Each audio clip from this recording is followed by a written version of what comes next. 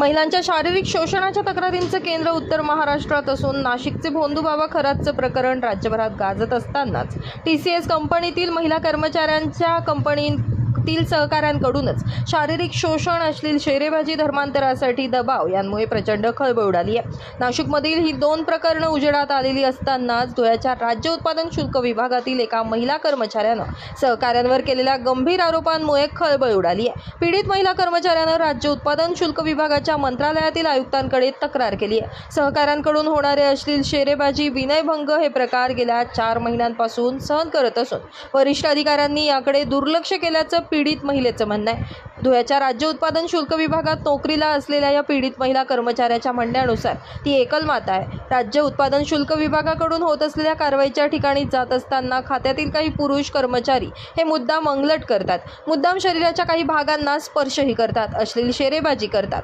विशेष म्हणजे या महिला कर्मचाऱ्यांच्या तोंडावर अपरोक्ष देखील विकृतांचे हे प्रकार सुरू असतात। या पीडित महिला कर्मचाऱ्यानं या विकृतांचे कारनामे मोबाईलमध्ये देखील कैद केलेत।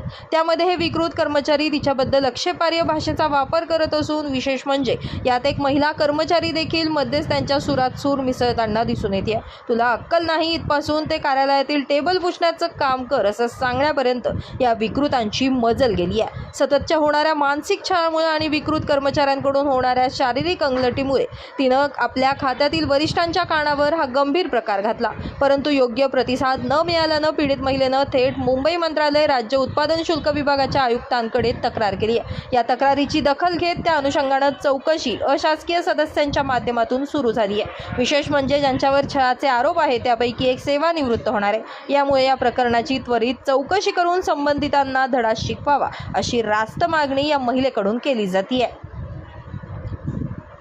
दरम्यान राज्य उत्पादन शुल्क विभागातील पीडित महिलेच्या गंभीर तक्रारीच्या अनुषंगानं दारूबंदी खात्याच्या अधीक्षक स्वाती काकडे यांच्यासोबत भ्रमणध्वनीवरून 2 वेळा संपर्क साधला असता त्यांच्या भ्रमणध्वनी व्यस्त येत होता। यामुळे राज्य उत्पादन शुल्क विभागातील जबाबदार अधिकारी म्हणून या प्रकरणातील त्यांची भूमिका मात्र समजू शकली नाहीये। Bureau report, Lumbini news, Dhule.